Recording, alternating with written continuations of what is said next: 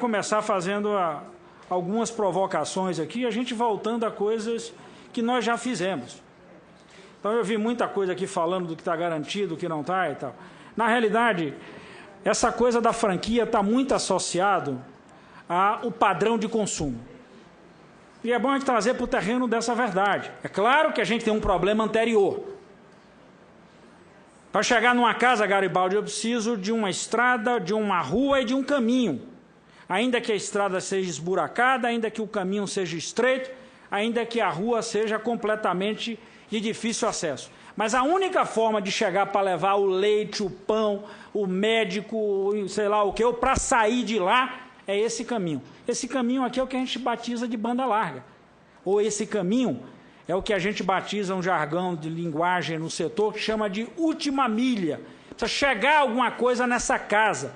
O que antes era o par de fio, que alimentava a tal da estrutura que hoje é conhecida, Hélio, só como fixa. Toda casinha tinha um par de fio. Várias casas hoje não tem mais par de fio, porque as pessoas carregam o seu radinho, que antes era o rádiozinho só para ouvir a música, sintonizar em centenas, em alguns casos hoje, como nós temos de emissoras. Naquela época tinha um pouco, Carlitos. Eu, inclusive, tinha um rádio galeno, como eu morava de junto da Rádio Excelsior, de junto do transmissor. Então eu peguei lá minha garrafinha de quiboa, enrolei meu fiozinho, arranjei um alto-falante e pegava diretamente a Rádio Excelsior. Bastava tirar o fone do gancho que eu ouvia a Rádio Excelsior também, porque o fio drop, o fio do telefone, servia como antena. Hoje a gente tem isso aqui. Ó. A diferença é que eu não tenho um dial para movimentar. Aqui já está selecionado na frequência na rádio que eu uso, que é o meu número. Então, portanto, essas coisas todas, a gente vai fazendo esse debate. Agora, na medida que esse debate é tão técnico, não chega na população. A população quer saber quanto é que eu vou usar de banda, quanto é que eu vou pagar e que qualidade de serviço eu vou ter. Essa é a obrigação do Estado brasileiro fazer. Então, o nosso governo erra no início, erra no meio, erra no início quando não prover as condições. Em alguns lugares, ele leva à rua, em outros, não. E é simples, meu caro Garibaldi. Se tem uma rua mesmo esburacada, dá para chegar de carro, mas se a gente fazer a comparação, em alguns lugares que a gente tem ilha. Se eu não tenho o barco e se eu não tenho a ponte, eu só faço chegar de helicóptero. De helicóptero é muito caro. É esse o mesmo raciocínio para a gente entender. Então, para as operadoras trabalharem a lógica do chamado pacote, eu vou entregar o pacote, por exemplo, aí eu não sei o dado aqui, eu não vi, mas obviamente que talvez São Paulo seja a cidade brasileira que mais de última milha a gente tem a fibra ótica. Consequentemente, e majoritariamente, meu caro Lazier, essa quantidade está concentrada na Paulista. E não lá na Vila Antonieta, onde morava minha tia. Ali subindo Vila Carrão, quando eu ia em 1983, quando eu ia fazer, viu, Dupla, os meus cursos ou aceitação de equipamento na Erickson, ali no Tietê. Então, portanto, para chegar lá para visitar minha tia Anitta, que já morreu, eu tinha que pegar ônibus. Naquela época até já tinha metrô. Né? São Paulo foi um dos primeiros lugares, mas descia em Tatuapé, depois pegava um ônibus para chegar lá. Portanto, a banda larga era essa. Se não tivesse a banda larga, meu irmão, eu não tinha conseguido falar com a minha tia. Só que aí o cara faz uma seguinte opção. Eu preciso garantizar o conteúdo na fibra que chega na Paulista, porque o consumidor da Paulista vai baixar muito mais internet e pode pagar muito mais. O consumidor de Vila Antonieta, minha tia Anitta, não ia baixar filme coisa nenhuma. Então, deixa a fibra ótica na Paulista e bota para você pegar o buzu, para chegar lá na Vila Antonieta, na Vila Carrão, na Vila Inferno. Então, essa é a diferença, esse é o debate. Esse é o debate. Aí, esse é um debate que antecede empresas. Por isso que eu estou dizendo, é papel de governo. O debate da banda larga foi mal conduzido no Brasil. Quando a gente discutiu que era para a gente começar pelas escolas, é porque toda cidade tem uma escola. Então a banda larga chegaria em tudo quanto era cidade, porque chegou na escola, da escola para a cidade. Esse foi o princípio. De lá para cá nós já fizemos vários programas de banda larga e a banda continua largada. Esse é o grande problema. Então esse é o princípio que a gente quer discutir. E no meio tem outra coisa que é fundamental, o papel de governo é essencial. O governo fez contrato com operadoras. Contrato lastreado, portanto, na hora que a gente fala do marco civil da internet, nós estamos falando de algo de ontem. Ou melhor, quase de hoje, de ontem a lei geral.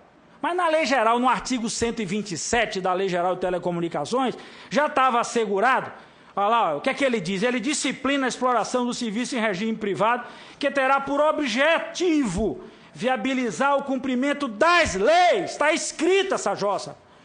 Portanto, não precisa nem inventar mais nada. Só que aqui, o legislador, eu tive a oportunidade de participar do debate dessa lei geral. Portanto, as leis aqui referidas nesse artigo, inclusive incorpora agora, recepciona a lei de hoje, que é o Marco Civil, que diz lá no seu artigo 7º, o acesso à internet é essencial. Que desgraça é essencial? Se não algo vital, se não algo central. Portanto, fazendo um paralelo com o passado, salvo por débito diretamente decorrente de sua utilização. Aí, meu caro Lazer, se eu voltar ao passado de novo, já teve franquia, sim. Não acho que franquia é bicho de sete cabeças, não. Tá bom. Todo mundo que tinha um telefone em casa pagava uma taxa chamada taxa de assinatura básica. Que, aliás, resiste, inclusive, aos ataques aqui do Congresso Nacional até hoje. Taxa de assinatura básica. O que essa taxa permitia?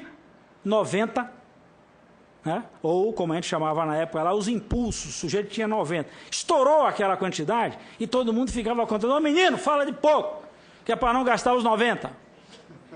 Né? Era assim. Então, isso aí, meu caro Lazier, garantir o uso desses 90 era a franquia que era pago. Acabou esse uso, o serviço não era cortado. Essa é a diferença.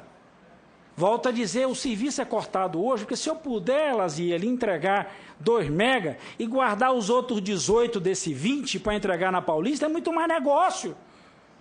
Perfeito. Então é essa modelagem. Eu não estou dizendo que as empresas fazem isso por má fé. Tá bom, mas as empresas falam pelo modelo de negócio dela. Compete ao Estado tentar organizar essa coisa da prestação de serviço. O modelo de negócio é livre no regime privado, mas compete ao Estado dizer como o serviço tem que ser prestado a cada cidadão. E aqui continua ainda o artigo 127, em especial as relativas a telecomunicações, à ordem econômica e aos direitos, Hélio, aos direitos dos consumidores. Aí tem mais um calhamaço de coisa aqui, que a gente poderia ter aqui mais 10 incisos, inclusive o inciso 10º, né, do artigo 127, que diz o seguinte: a permanente, meu caro Garibaldi, permanente, não é esporádica nem sazonal, a permanente fiscalização. É isso, para garantir esse tipo de coisa. Então, na realidade, senhor presidente, eu acho que a gente não pode ficar aqui à mercê de que a tecnologia agora pode nos levar a algo que não vai mais ser ilimitado. Pelo contrário, na hora que a gente avança, ora, no passado, meu caro Lazier, isso aqui para chegar aqui no Brasil era uma dificuldade, vinha depois da desova. Era esse o tema. Hoje nós temos 272 milhões de consumidores, portanto, um mercado razoável para disputa. Nenhum player no Brasil hoje dos grandes, deixa de atuar em outros mercados. Então nós temos players mundiais. Okay. Se o cara joga na Alemanha, tudo bem que lá deram 7-1 na gente, é mais fácil lá, né? Portanto, será que ele não pode tentar patrocinar o mesmo jogo aqui? Tá bom, o que está acontecendo no mundo? Eu tenho que tentar moldar as coisas do mundo a partir também da minha realidade. Ora, se eu não tenho condição de botar estrada em todos os lugares, então por que o Estado brasileiro não sai da sua comodidade para ir para o terreno da agregação? Toda casa chega energia, não chega lazer, não chega água. Por que eu não agrego? O Reino Unido fez isso. O Reino Unido é mais sabido do que a gente, porque eles são mais velhos. Não é isso não, porque no Reino Unido alguém foi lá e disse, olha, para eu garantir um modelo de negócio, é entregar as empresas, estou lhe entregando um modelo de negócio para vocês ganharem dinheiro, mas um modelo de negócio que eu consiga prestar serviço a preços baixos e o Estado poder, com sua mão, na agregação, criar as condições para que todos possam ser atendidos. Por isso que eles fizeram essa agregação. O Smart City, como é muito debatido, mas lá ele falou, eu preciso pegar o Smart Grid, eu preciso pegar o Smart Water, para poder você fazer essa agregação. Medir o gás, medir a energia, medir a água. Nesse mesmo lugar que mede isso, meu caro Lazier, eu levo a internet das coisas, como me dizia aqui minha companheira Alice da Mata.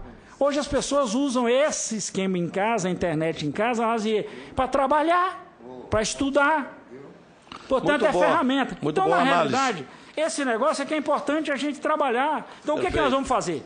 Vamos lá. Ponto 1. Fica essa coisa aqui. É verdade que nós precisamos derrubar a carga tributária. Aliás, tentamos isso. Eu estou tentando aqui desde 2012, Lazier, esse é o problema. Com emenda constitucional apresentada. Aliás, esse foi um dos motivos, inclusive, da minha grande briga com o governo federal. 43% o Estado conspira. O ICMS. Por que é mais fácil, Lazier, para o Estado? Porque, assim, telecomunicações, energia ou até cerveja, não precisa mandar o auditor em sua casa para saber se você está pagando ou não. Na cervejaria, mexe no cervejômetro, na indústria lá, na saída. Então, por isso que eles cobram mais caro aqui, porque é como tirar da veia. Agora, burrice, porque se a gente ganha na escala e eu baixo no preço, eu vou continuar arrecadando muito mais. Então, portanto, nós tentamos baixar o ICMS, unificar no Brasil. Essa é uma tarefa que compete a gente nesse momento. Segunda coisa, Lazier, nós precisamos ter um papel cada vez mais incisivo nessa questão dos fundos. É inaceitável, o fundo não é utilizado. Acho que foi o procurador federal que falou, doutor Frederico, a questão dos recursos, não sei o quê, da utilização. Falou que são mais de 90 bilhões arrecadados e apenas 7 são aplicados. E esse é um tema que nós estamos debatindo muito aqui na nossa comissão. Vossa Excelência, inclusive, armou um calendário para isso. Perfeito. Vamos lá, senador Lazier. É a nossa política pública desse ano. O que é que a gente tem que fazer? Rastrear aonde estão indo estes fundos. O que é que nós porque temos a coisa que fazer? mais essencial para nós é ciência, tecnologia e inovação. E hoje de manhã ouvimos que o novo governo vai entregar o Ministério de Ciência e Tecnologia, com todo respeito às religiões. Na bacia das almas. Aí não dá, não se valoriza esse ministério. Consequentemente, repercute e nós aqui ficamos olhando.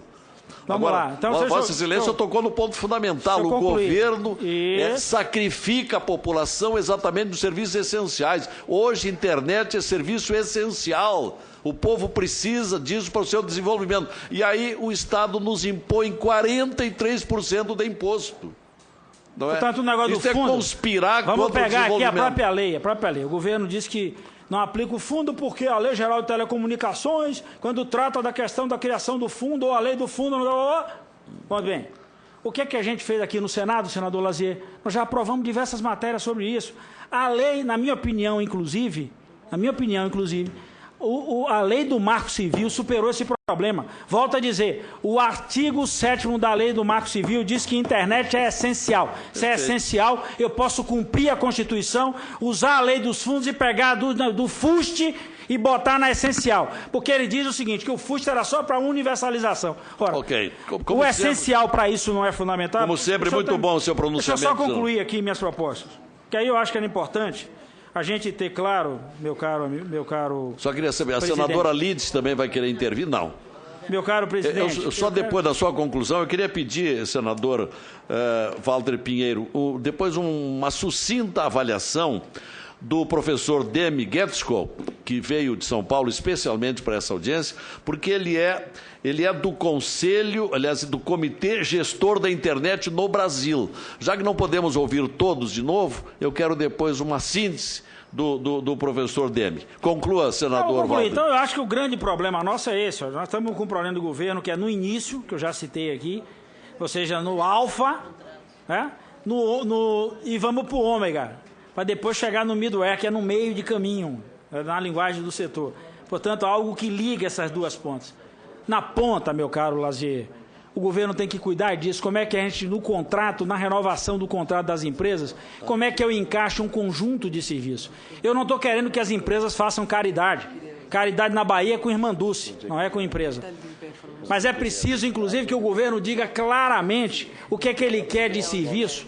Então, portanto, eles podem cobrar, mas cumprindo isso, assegurando ao cidadão o serviço e assegurando no que foi determinado, inclusive, na origem do modelo. Nós fizemos um modelo meu caro Lazier, que tinha o seguinte, um modelo de negócio, um modelo, um objeto e um negócio. E embaixo disso aqui, como prioridade, foi cravado o serviço, que tinha as seguintes questões: cobertura, qualidade, cobertura, capilaridade, qualidade e preço, com uma palavrinha traduzindo tudo isso que se chama universalização. Então, portanto, ao invés de a gente ficar nessa história da satanização, eu não quero satanizar ninguém, mas acho que o correto aqui era a gente começar a discutir aqui, senador Garibaldi, nós fazemos o quê? Porque nós já tentamos com o governo diversas vezes. Então, acho que o essencial é isso. Se o governo acha que não tem bala na agulha para promover um processo de banda larga com universalização, o governo poderia abrir, na mesma experiência que fez erroneamente para estádios de futebol, poderia fazer PPPs com municípios, estados e a União para garantir que o caminho de casa pudesse ser construído para todos os brasileiros, onde quer que eles estejam vivenciando. Obrigado.